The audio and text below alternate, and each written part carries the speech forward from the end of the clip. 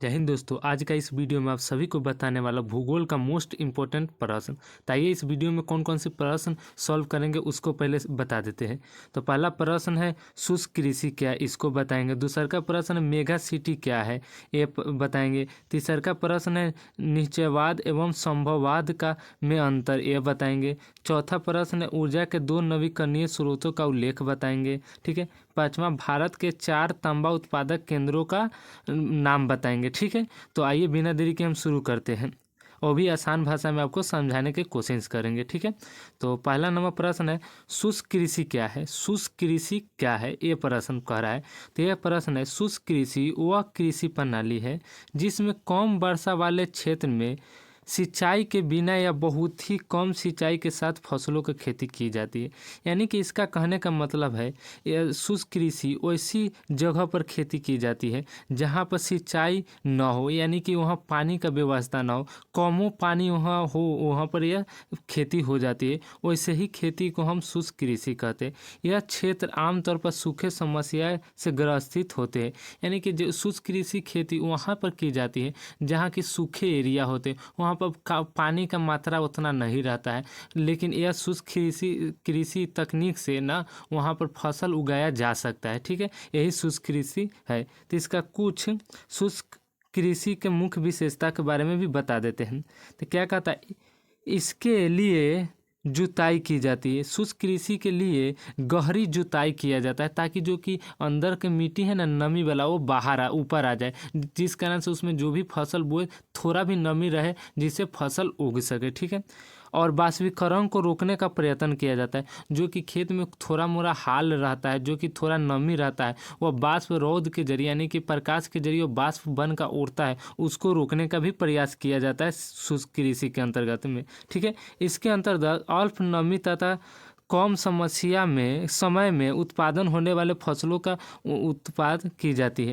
यानी कि इसका कहने का मतलब है कि अल्प नमी यानी थोड़ा भी नमी रहे, कम समय लगे और फसलों का उत्पाद भी तनका अच्छा खासा हो जाए, वैसी फसल के शुष्क कृषि के अंतर्गत में किया जाता है। ठीक है।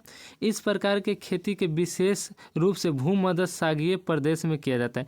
मतलब ऐसा जो शुष्क कृषि खेती होता है ना, वह भूमध्य सागरीय प्रदेशों में की जाती है, ताकि भूमध्य सागरीय प्रदेशों में ना नमी की मात्रा बहुत कम होता है, जिस कारण से वहाँ एक खेती की जाती है। अमेरिका के कोलंबिया, पठार तथा भारत के पश्चिमी राजस्थान, गुजरात, हरियाणा में भी किया जाता है शुष्क कृषि। ठीक है। तो यही रहा शुष्क कृषि। अब अगला प्रश्न क्या कहता है, 2 नंबर प्रश्न है मेगा सिटी क्या है। मेगा सिटी क्या है। तो मेगा सिटी का अर्थ एक विशाल नगर है। यानी कि मेगा सिटी का अर्थ क्या, एक बहुत बड़ा शहर हो, उसी को तो मेगा सिटी कहते हैं। ठीक है। इसे विश्व नगरीय भी कहते हैं, इसे विश्व के नगर भी कहा जाता है। ठीक है, ये भी बात का ध्यान रखिएगा।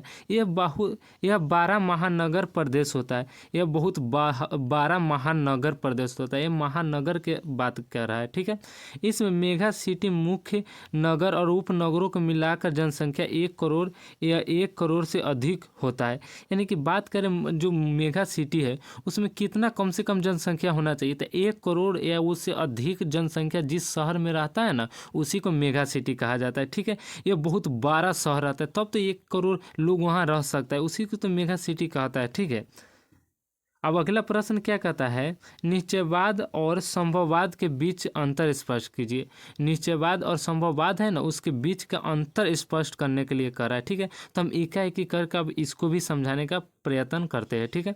तो पहला निश्चयवाद और संभववाद निम्नलिखित अंतर है। ठीक है। तो आइए एकाएकी करके हम समझाते हैं।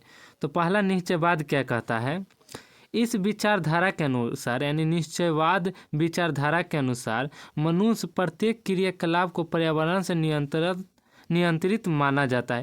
यानी कि मनुष्य वैसी क्रियाकलाप को जो प्रकृति द्वारा बना दिया गया है उसी को मान लेता है। ठीक है। इसमें ठीक है।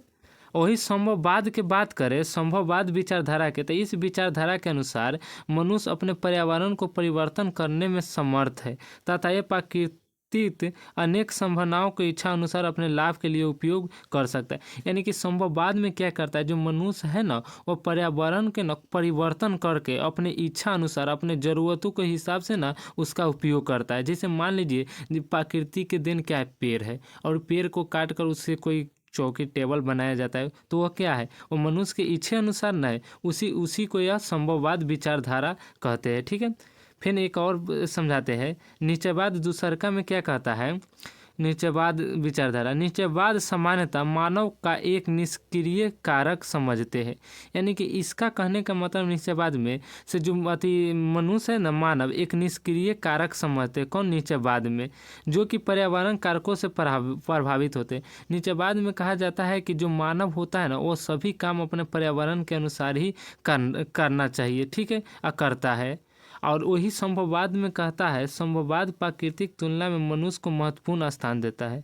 संभववाद है ना, जो कि प्रकृति के तुलना में मनुष्य का स्थान ऊपर देता है, क्योंकि प्रकृति के चीज़ों के ना मनुष्य उसको परिवर्तन कर कर के बहुत चीज़ बना लेता है, जिस कारण से इसे महत्वपूर्ण दिया जाता है। प्रकृति के तुलना में मनुष्य का भी महत्वपूर्ण स्थान दिया जाता है। उस क्रिया को शक्ति के रूप में देखते, उसी को शक्ति के रूप में हम देखा करते हैं। ठीक है, अगला प्रश्न क्या कहता है, ऊर्जा के दो अनवीकरणीय स्रोतों का उल्लेख कीजिए। जो ऊर्जा के दो अनवीकरणीय स्रोत है ना, उसको उल्लेख कीजिए। ठीक है, तो ऊर्जा के दो नवीकरणीय स्रोत निम्नलिखित, आइए एक एक करके समझाते हैं। तो पहला उठा लेते हैं कोयला, जो कि कोयला एक और नवीकरणीय ऊर्जा के स्रोत है।